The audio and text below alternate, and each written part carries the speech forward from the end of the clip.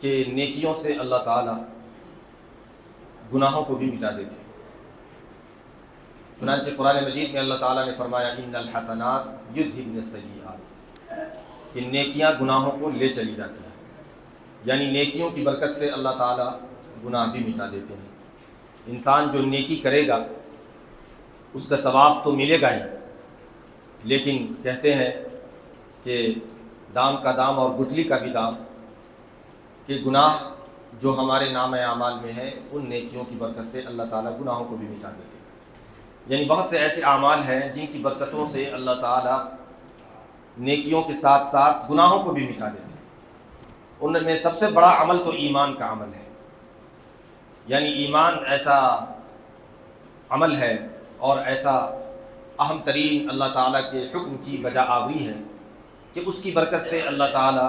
سارے گناہوں کو مٹا دیتے ہیں۔ چنانچہ زمانہ جاہلیت میں بہت سے ایسے کفار و مشرکین تھے جنہوں نے اپنے جہالت کے دور میں، کفر و شرک کے زمانے میں بہت سارا قتل کر رکھا تھا، بدکاری کر رکھی تھی، اور انہیں یہ خیال ہوتا تھا کہ اگر ہم مسلمان ہو بھی گئے تو یہ جو ہمارے پاپ ہیں، یہ جو ہمارے گناہ ہیں، یہ جو نافرمانی ہے، ان کا کیا ہوگا؟ چنانچہ انہوں نے رسول اللہ صلی اللہ علیہ وسلم کو یہ میسج اور یہ خبر بھجوایا کہ ہم مسلمان تو ہونا چاہتے ہیں یا رسول اللہ، لیکن ہم نے زنا بھی کر رکھا ہے، بہت سو کو قتل بھی کر رکھا ہے، کیا یہ ہمارے کرائم اور یہ جو ہمارے جرائم ہیں اس کی معافی ہے اور اس کی کہیں سے کوئی خلاصی کی راہ ہے؟ حضور صلی اللہ علیہ وسلم نے انہیں خبر بھجوایا کہ ہاں، بلکہ اللہ تعالیٰ نے حضور پاک صلی اللہ علیہ وسلم پر قرآن مجید کی یہ آیت نازل فرمائی اور بہت ہی پیارے انداز میں فرمایا، قل، اے پیغمبر آپ فرما دیجئے، یا عبادی، اے میرے بندو، یعنی اللہ تعالیٰ کا ایک بہت ہی محبت بھرا خطاب ہے جس میں اللہ تعالیٰ اپنے بندوں سے یہ فرماتے ہیں، اے میرے بندو۔ یہ نہیں فرمایا کہ اے وہ لوگو یا ایسے لوگوں جنہوں نے یہ کیا، بلکہ جیسے انسان انتہائی شفقت اور محبت میں اپنی اولاد کو یوں کہتا ہے، اے ہمارے بیٹے، اے بیٹے ادھر آؤ، وہ اس میں کتنی محبت ہوتی ہے، شفقت ہوتی ہے، اس کا اندازہ آپ لگا سکتے ہیں۔ اللہ تعالیٰ نے قرآن مجید کی اس آیت میں رسول خدا صلی اللہ علیہ وسلم کے واسطے سے اپنے بندوں کو یہ پیغام دیا کہ اے میرے بندو، اے میرے بندو جنہوں نے اپنے اوپر زیادتی کی، ظلم کیا، اتیاچار کیا، سنو کان کھول کر، اللہ کی رحمت سے مایوس مت ہو۔ یعنی ایک ایمان والے کے لیے بھی اور ساری دنیا کے انسانوں کے لیے اس میں اللہ تعالیٰ کا کتنا بڑا میسج ہے۔ کسی بھی طرح کا جرم کیا ہو آپ نے، کیسا بھی گناہ کیا ہو، کیسی بھی نافرمانیاں کی ہو، یہاں تک کہ روایت کے اندر آتا ہے ایک صحابی رسول حضور پاک صلی اللہ علیہ وسلم کی خدمت میں حاضر ہوئے اور بہت ہی پریشان ہو کر حضور کی خدمت میں حاضر ہوئے، یا رسول اللہ، میں مسلمان تو ہو گیا ہوں، میں نے کلمہ تو پڑھ لیا ہے، لیکن ایک گناہ ہے جو میرے دل میں کچوکے لگاتا رہتا ہے۔ رسول اللہ صلی اللہ علیہ وسلم نے فرمایا، بتا میرے بھائی، اے میرے صحابی بتاؤ وہ کون سا جرم ہے، وہ کون سا گناہ ہے جس کی وجہ سے تم مغموم رہتے ہو؟ انہوں نے کہا، یا رسول اللہ، جب آپ تشریف نہیں لائے تھے، جاہلیت کا دور چل رہا تھا، اللہ تعالیٰ نے میرے گھر میں ایک بیٹی دی اور وہ بیٹی شیرخواری کے دور سے گزر کر چلنے پھرنے لگی، 2-4 سال کی ہو گئی اور وہ بولنے لگی، یہاں تک کہ جب میں اس کو بلاتا وہ مسکراتی ہوئی میرے پاس آ جاتی، میں جاتا میرے جانے سے وہ خوش ہوتی اور آ کر میرے سینے سے لپٹ جاتی، لیکن جب وہ چلنے پھرنے لگی، بولنے لگی، تو میرے دل میں بھی یہ خیال ہوا کہ ہے تو یہ بیٹی کوئی میرا داماد بنے گا اور میرے لیے یہ انا کا مسئلہ بن جائے گا، لہٰذا میں نے ایک دن اس کو لے کر اپنے ساتھ چل دیا۔ جاتے ہوئے راہ میں کہیں کنواں نظر آیا، اس کنویں کے اندر میں نے اسے رکھ دیا اور وہ مجھے ابا جان ابا جان پکارتی رہی، میں نے اس کی پکار کو سنا نہیں اور میں نے مٹی ڈال دی، یہاں تک کہ ایک صحابی، دوسرے صحابی نے، رسول اللہ صلی اللہ علیہ وسلم نے جب یہ واقعہ سنا، دوسرے صحابی نے کہا کہ تم نے رسول اللہ کو مغموم کر دیا۔ حضور نے کہا تفصیل سے اس واقعہ کو بیان کرو، پھر انہوں نے پوری تفصیل کے ساتھ بیان کیا، یہاں تک کہ رسول اللہ صلی اللہ علیہ وسلم پر اس طرح سے رقت طاری ہوئی کہ آپ کے آنسوؤں کا سیلاب جاری ہو گیا اور آپ کے رخسار مبارک سے ہو کر آپ کی داڑھیاں بھیگنے لگی، مسلسل آپ کے آنسوؤں کے قطرات نکلتے رہے، یہاں تک کہ جب انہوں نے واقعہ مکمل کیا، رسول اللہ صلی اللہ علیہ وسلم نے فرمایا کہ یہ ہے تو بہت بڑا گناہ، یہ ہے بہت بڑا پاپ، لیکن اللہ کی رحمت ایسی ہے، اسلام ایسی نعمت ہے کہ اللہ تعالیٰ تمہارے اس پہاڑ جیسے گناہ کو بھی اسلام کی برکت سے جاؤ اللہ نے تمہیں معاف کر دیا، پھر آئندہ کبھی یہ جرم نہ کرنا۔ تو اسلام میں اللہ تعالیٰ نے ایسی رحمت رکھی ہے کہ خدا کے بڑے سے بڑے نافرمان بندے بھی اگر وہ توبہ کر لیتے ہیں، اللہ کے مطیع بن جاتے ہیں، فرما بردار بن جاتے ہیں، خدا کو ماننے والے بن جاتے ہیں، اللہ تعالیٰ انہیں کلین چٹ دے دیتا ہے، معاف کر دیتا ہے۔ پچھلی زندگی پر کوئی اللہ تعالیٰ کی طرف سے سرزنش نہیں ہوتی ہے، کوئی تانا نہیں دیا جاتا ہے، کوئی اس کا کوئی حساب و کتاب نہیں لیا جاتا ہے۔ تو ایمان ایک ایسا بابرکت عمل ہے، یعنی یہ عمل دل کا عمل ہے۔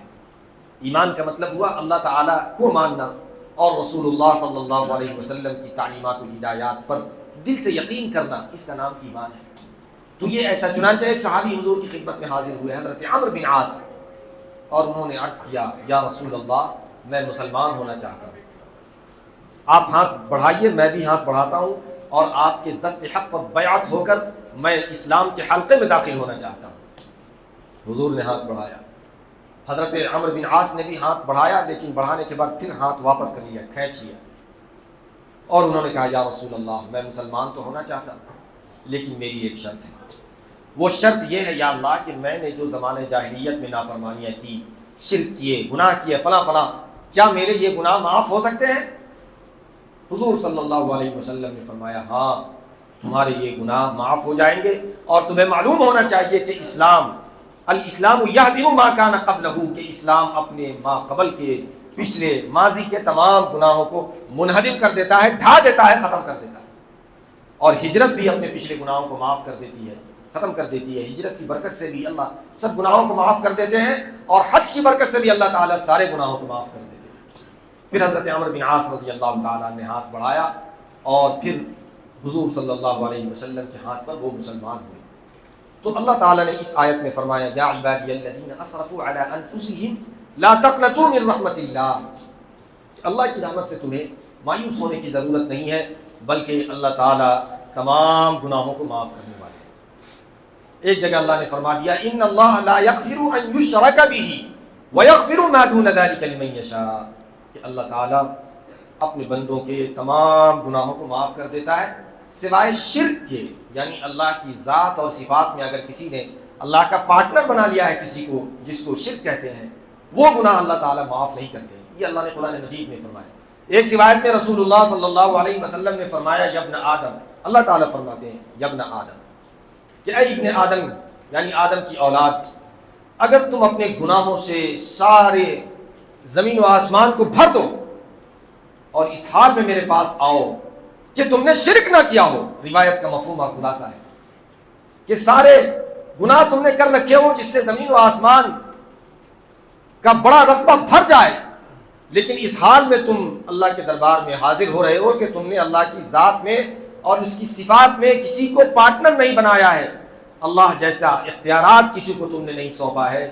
تو اللہ تعالیٰ تمہارے زمین و آسمان سے زیادہ اور بڑے گناہ کو بھی معاف کرنے پر قادر ہے، اور وہ معاف کرتا ہے۔ چنانچہ ایک روایت میں اللہ کے نبی جناب رسول اللہ صلی اللہ علیہ وسلم نے فرمایا کہ من قال لا الہ الا اللہ دخل الجنہ، صحیح مسلم کی روایت ہے کہ جس میں حضور نے فرمایا کہ جس نے کلمہ لا الہ الا اللہ پڑھا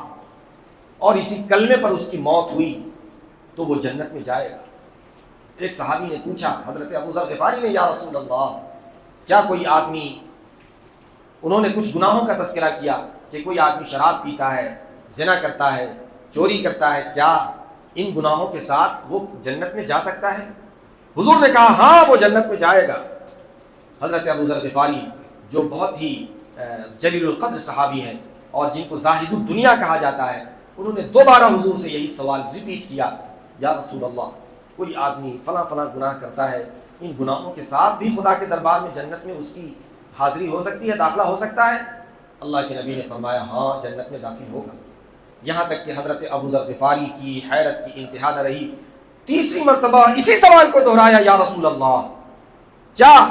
کوئی شخص زنا کرنے، شراب پینے، چوری کرنے کے باوجود بھی جنت میں داخل ہو سکتا ہے؟ حضور نے کہا ہاں اگر وہ کلمہ ایمان لا الہ الا اللہ پر اس دنیا سے رخصت ہوا ہے تو وہ ضرور جنت میں داخل ہوگا۔ ابو ذر یا ابا ذر اگر تمہیں یہ بات بری لگتی ہو تو بری لگے، لیکن اللہ نے یہ فیصلہ کر دیا ہے، یہ قانون بنا دیا ہے کہ جس نے اللہ تعالیٰ کی ذات کو اور اللہ کے دین کو یقین کے ساتھ قبول کر لیا، اگرچہ اس نے گناہ کیے، جرائم کیے، نافرمانیاں کی، لیکن یہ کلمہ لا الہ اتنا باوزن ہے، اتنا ویٹڈ ہے، اتنا اہم ہے، اتنا عظیم الشان ہے اور اتنا عظیم المرتبت کلمہ ہے کہ اس کو پڑھنے والا ناکام نہیں ہو سکتا ہے۔ اس لیے یہ جو ایمان ہے یہ کوئی معمولی نعمت نہیں ہے، اس کو ہرگز بھی معمولی سمجھنے کا خیال نہ کیا کیجیے،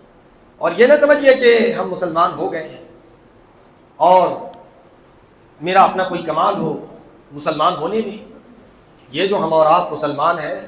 اللہ کو مانتے ہیں، رسول اللہ کی نبوت پر ایمان رکھتے ہیں، آخرت پر ایمان رکھتے ہیں، قیامت کے دن پر ایمان رکھتے ہیں، مرنے کے بعد دوبارہ زندہ ہونے پر ایمان رکھتے ہیں، اچھی بری تقدیر پر ایمان رکھتے ہیں، اللہ کی حلال کردہ چیزوں کو حلال سمجھتے ہیں، اللہ کی حرام کردہ چیزوں کو حرام سمجھتے ہیں، اور یہ کہتے ہیں آمنت باللہ کما ہوا باسمائہ و صفاتہ وقبلت جمیع احکامہ، کہ یا اللہ میں ایمان لایا آپ پر، آپ کے ناموں پر، آپ کی صفتوں پر،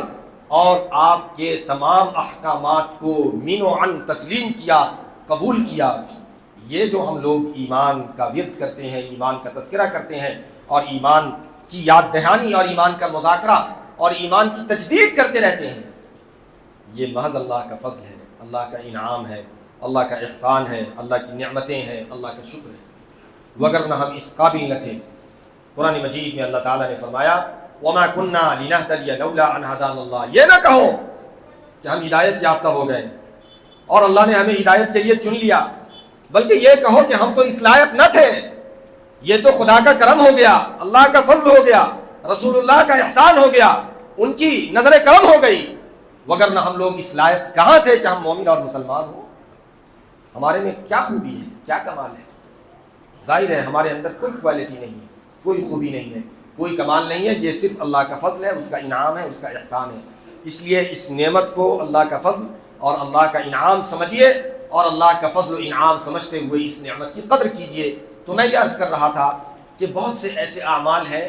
جن کی برکتوں سے اللہ تعالیٰ نیکیاں بھی عطا فرماتا ہے اور گناہوں کو بھی مٹاتا ہے۔ ان میں سے سب سے بڑا عمل وہ ایمان کا عمل ہے، اور ایمان کے عمل کی برکت سے اللہ تعالیٰ نیکیاں بھی عطا فرماتا ہے اور گناہوں کو بھی مٹا دیتا ہے۔ لیکن اس کے علاوہ اور بھی بہت سے اعمال ہیں جن کی برکت سے اللہ تعالیٰ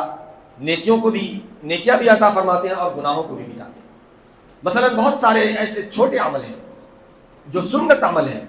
چھوٹا نہیں کہنا چاہیے، یعنی بظاہر شریعت میں اس کا درجہ سنت ہونے کا یا مستحب ہونے کا ہے، لیکن اس کے باوجود کہ وہ عمل سنت ہے، مستحب ہے، لیکن اپنے اندر یہ اثر رکھتے ہیں کہ وہ گناہوں کو مٹاتے ہیں، جلاتے ہیں۔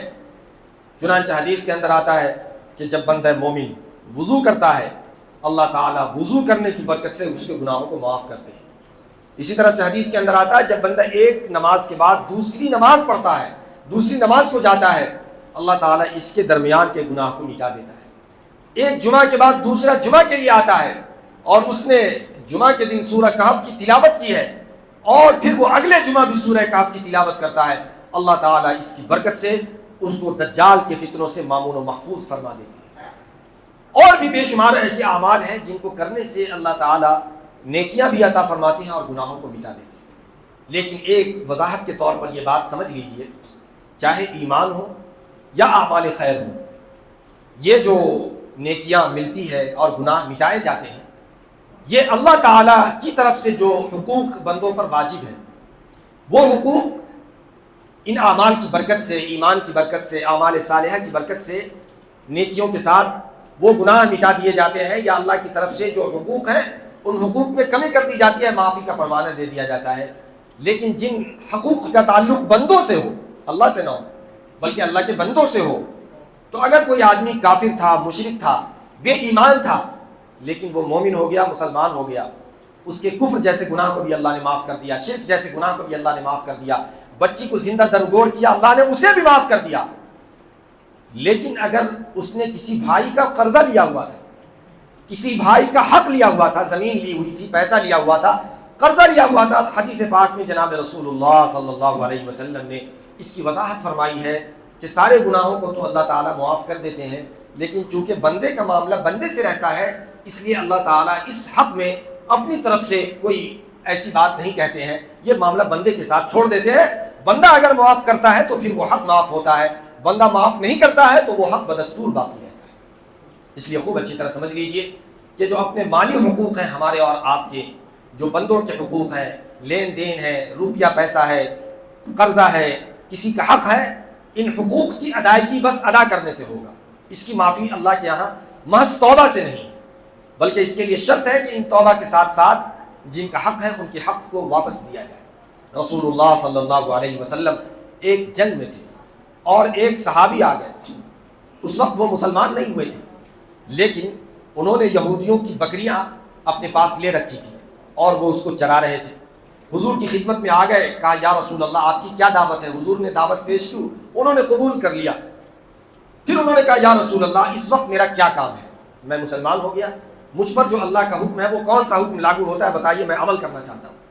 حضور نے کہا کہ سب سے پہلے تو یہ کرو کہ یہ جو تم بکری لے کر آئے ہو یہ تو کسی یہودی کی ہے؟ اس نے کہا ہاں، اور یہودی سے تم نے بطور معاہدے کے یہ لے رکھا ہے، یعنی بکری چرانا وہ تمہارے ذمہ لگا رکھا ہے، یہ امانت کی چیز ہے۔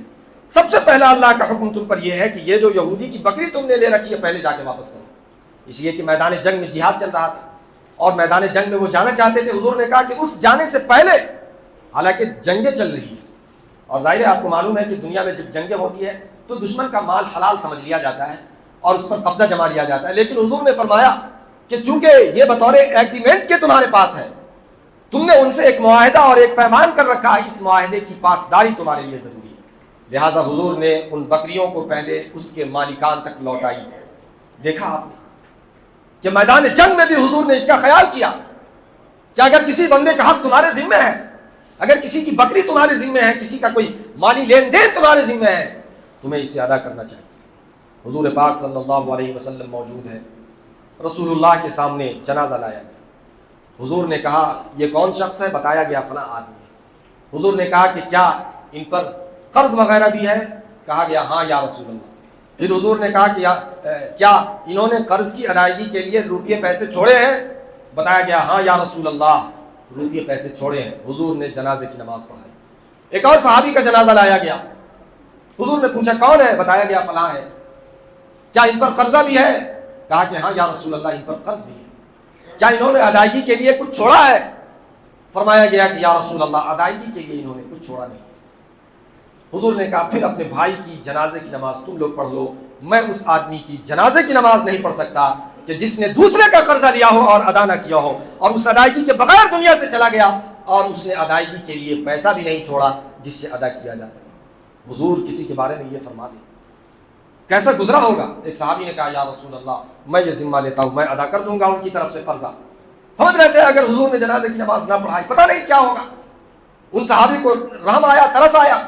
انہوں نے ان کی قرض کی ادائیگی اپنے ذمہ لی اور کہا یا رسول اللہ جنازے کی نماز پڑھا دیجیے۔ حضور آئے اور آپ نے جنازے کی نماز پڑھائی۔ دیکھا آپ نے میرے بھائی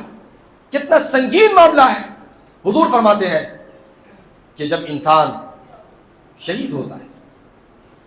تو مرتبہ شہادت ایسی بابرکت شے ہے اور اتنا عظیم الشان مقام ہے کہ دنیا میں اس سے زیادہ خوش نصیب آدمی کوئی نہیں ہو سکتا کہ جو میدان جہاد میں لڑتا ہوا اللہ کے لیے دین کی سربلندی کے لیے مارا جائے، وہ انتہائی خوش نصیب آدمی ہے۔ حدیث میں آتا ہے کہ اس کو موت کی اتنی بھی تکلیف نہیں ہوتی ہے جتنی کہ ایک چیونٹی کے کاٹنے سے کسی انسان کو تکلیف ہوتی ہے۔ عذاب قبر اس سے ہٹا لیا جاتا ہے، قبر کے سوالات و جواب اس سے ہٹا لیے جاتے ہیں اور فتنوں سے اسے محفوظ کر لیا جاتا ہے، اس کے سارے گناہوں کو معاف کر دیا جاتا ہے، مشک و عنبر سے اسے غسل دلایا جاتا ہے، یہاں تک کہ میدان جہاد میں مر جائے اس کا پروٹوکول اور اعزاز یہ ہے کہ اگر وہ میدان جہاد میں لڑتا ہوا دشمن کے وار سے مارا گیا ہے، دشمن کی گولی سے اور اس کے تیر و تفنگ سے، اسلام یہ کہتا ہے، رسول اللہ کی یہ تعلیم ہے کہ اسے غسل نہیں دیا جائے گا، بلکہ اسی حالت میں اسے اللہ کے دربار میں اٹھایا جائے گا۔ ہر آدمی کو جو مرنے والا ہے، مرنے کے بعد اس پر زندوں پر واجب ہے کہ اسے غسل دلایا جائے، اور مسلمانوں کا اعزاز بھی ہے، جنابت کی حالت میں نہ بھی ہو پھر بھی یہ اسلام کا ایک عزت، اس کی ریسپیکٹ ہے اپنے ماننے والوں کے لیے کہ انتہائی اعزاز کے ساتھ، اکرام کے ساتھ صفائی کر کے غسل دلا کر اچھے کپڑے پہنا کر اسے رخصت کیا جاتا ہے۔ یہ اسلام کا اعزاز ہے۔ لیکن جو شہید ہوتا ہے اس کے لیے یہ غسل کا حکم نہیں ہے اگر وہ میدان جہاد میں مارا گیا ہے. لیکن رسول اللہ نے فرمایا کہ شہیدوں کے سارے گناہ اللہ تعالیٰ معاف کر دیتا ہے، لیکن ایک گناہ ہے کہ اللہ تعالیٰ معاف نہیں کرتا ہے. وہ گناہ یہ ہے کہ اگر اس نے کسی کا قرضہ لیا ہے اور وہ قرضہ ادا نہیں کیا ہے تو اللہ تعالیٰ باوجود اس کے کہ شہیدوں کے اگلے پچھلے سارے گناہوں کو معاف کر دیتے ہیں، لیکن قرضہ بدستور اس کے ذمہ لگا رہتا ہے. روایت کے اندر آیا کہ جب مر جاتا ہے بندے مومن قبر میں چلا جاتا ہے، عذاب ہوتا ہے، یہاں تک کہ دن گزرتے ہیں، دعائیں ہوتی ہے، قرآن پاک کی تلاوت ہوتی ہے، کوئی کسی نیک بندہ اس کے حق میں دعا کر دیتا ہے، اللہ تعالیٰ اس نیک بندے کی دعا کی برکت سے اس کے سب گناہ معاف کر دیتے ہیں، اور فرشتوں کو یہ حکم ہوتا ہے کہ اب اس کو جنت میں داخل کر دیں. یعنی جو کچھ گناہ تھوڑا بہت تھا دنیا میں، اللہ نے قبر کے فتنوں اور اس سے جو کچھ عذاب ہوا اللہ نے سب معاف کر دیا. بندوں کی دعا کی برکت سے اور قرآن پاک کی تلاوت کی صدقہ و خیرات سب کچھ اللہ نے معاف کر دیا. اب اس کو سیدھا جنت میں داخل کرو. فرشتے اس کو جنت میں لے کر جاتے ہیں، جنت کی طرف لے کر جاتے ہیں، لیکن ایک دروازہ بند پاتے ہیں. وہ عرض کرتے ہیں کہ یا اللہ، اس کے آپ نے جب سارے گناہ معاف کر دیے یہ دروازہ بلاک کیوں ہے؟ اللہ تعالیٰ کہتے ہیں کہ اس کے میں نے سارے گناہ تو معاف کر دیے، لیکن اس نے قرض لیا تھا وہ واپس نہیں کیا ہے، وہ قرض اس کے لیے بلاک بنا ہوا ہے، دروازہ بند بنا ہوا ہے. یہ دروازہ اس وقت تک نہیں کھلے گا جب تک کہ اس کے وارثوں میں سے کوئی آدمی اس کا قرض ادا نہ کرے. اس لیے میرے بھائی یہ انتہائی سنگین ترین معاملات ہیں، چاہے وہ بندوں کے کسی بھی طرح کے حقوق ہوں. اس لیے ہمارے اکابر بزرگان دین اس حوالے سے بہت ہی زیادہ فکر مند رہا کرتے تھے. اگر کسی کا 1 روپے ادا کرنے سے رہ جاتا تھا اور کوئی ادا کرنے کی صورت سمجھ میں نہیں آتا تھا، آدمی چلا گیا مسافر تھا، تو لاکھوں روپے صدقہ کر دیتے تھے اس کی طرف سے. ہمارے حضرت مولانا شمس الہدیٰ صاحب دامت برکاتہ کہ شیخ و مرشد ہمارے علاقے کے حضرت حاجی منظور صاحب رحمۃ اللہ علیہ، فرمایا اس زمانے میں کسی علاقے میں گئے اور انہوں نے ایک پان کھا لیا اور وہ پیسہ ادا ہونے سے رہ گیا. کئی سال گزر گیا، 5 روپے اس وقت اس کی قیمت تھی، اور وہاں سفر کرنے کے لیے 1000 روپے انہوں نے خرچ کیا ہوگا، اور پھر ادا کیا وہ 5 روپے جو اس کا باقی تھا نا اس کو جا کر ادا کیا. میرے بھائیوں اس لیے یہ بہت ہی سنگین معاملہ ہے. خوب اس میں ہمارا اور آپ کا، ہم لوگوں کو اللہ تعالیٰ محفوظ فرمائے کہ یہ جو بندوں کے حقوق ہیں نا اس بارے میں زیادہ چوکنا رہنے کی ضرورت ہے کہ کسی بھائی کا حق ہمارے ذمہ نہ رہ جائے، کوئی قرضہ ہمارے ذمہ نہ رہ جائے. جو بھی معاملات ہو، لین دین ہو، اس کو ریٹن میں رکھیں، لکھت روپ میں رکھیں، تاکہ خدا نخواستہ آپ کی موت ہو جائے، ہماری موت ہو جائے، ہارٹ اٹیک ہو جائے، ایکسیڈنٹ ہو جائے، کوئی بات ہو جائے، اچانک میں مر گیا، اب میں نے کس کا کیا لیا تھا کسی کو کوئی معلوم نہیں ہے، کوئی خبر نہیں. وارثین ادا کریں تو کیسے کریں؟ ان کو تو معلوم ہی نہیں ہے کہ ابا نے کن کا پیسہ لے رکھا ہے. لیکن اگر آپ نے لکھ رکھا ہے تو ظاہر ہے کہ وارثوں کی ذمہ وہ واجب ہے کہ ادا کریں. اگر ادا نہیں کریں گے تو پھر وارثین ذمہ دار ہوں گے. اس لیے کہ مسئلے کے اعتبار سے جب مرنے والا مر جاتا ہے تو سب سے پہلے اس کی ملکیت سے، اس کے پیسے سے، اس کے کفن دفن کا انتظام ہوگا. دوسرے نمبر پر سب سے پہلے اس کے قرض کی ادائیگی کی جائے گی. اگرچہ قرض کے ادا کرنے میں اس کی کل پراپرٹی جائیداد بک جائے وہ بیچی جائے گی اور قرض ادا کیا جائے گا. وارثوں کو 1 روپے نہیں ملتا ہے تو نہیں ملے، لیکن اس کا قرض ادا کیا جائے. شریعت کا قانون ہے، اللہ کا یہ فیصلہ ہے. اللہ تعالیٰ ہم لوگوں کو عمل کی توفیق دے. وآخر دعوانا الحمد للہ.